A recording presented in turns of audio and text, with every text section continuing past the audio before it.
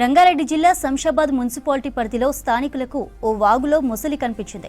సిద్దులగుట్ట సిద్ధేశ్వర స్వామి ఆలయానికి అతి సమీపంలో ఉండడంతో స్థానికులు భక్తులు భయాందోళన చెందుతున్నారు. చేపలు పట్టేందుకు వాగులోకి ఎవరూ వెళ్లొద్దని చెబుతున్నారు. కార్తీక మాసం కావడంతో ఆలయానికి భారీగా భక్తులు వచ్చి పురాతన శివలింగానికి అభిషేకాలు చేస్తుంటారు. అయ్యప్ప స్వాములు ఆలయం దగ్గరే సన్నిధానం ఏర్పాటు చేసుకున్నారు. దేవాలయం ముందు వాగులో ముసలి సంచరిస్తుండటంతో భయపడుతున్నారు భక్తులు, అయ్యప్ప స్వాములు. ఇప్పటికే వాగులో ముసలి ఉన్నట్లు బోర్డు ఏర్పాటు చేశారు ఫారెస్ట్ ఆఫీసర్స్.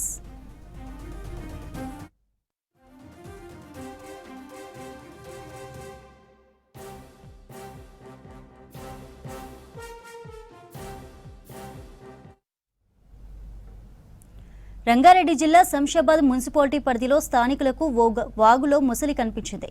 సిద్దులగుట్ట సిద్ధేశ్వర స్వామి ఆలయానికి అతి సమీపంలో ఉండడంతో స్థానికులు భక్తులు భయాందోళన చెందుతున్నారు. చేపలు పట్టేందుకు వాగులోకి ఎవరూ వెళ్లొద్దని చెబుతున్నారు. కార్తీక మాసం కావడంతో ఆలయానికి భారీగా భక్తులు వచ్చి పురాతన శివలింగానికి అభిషేకాలు చేస్తుంటారు.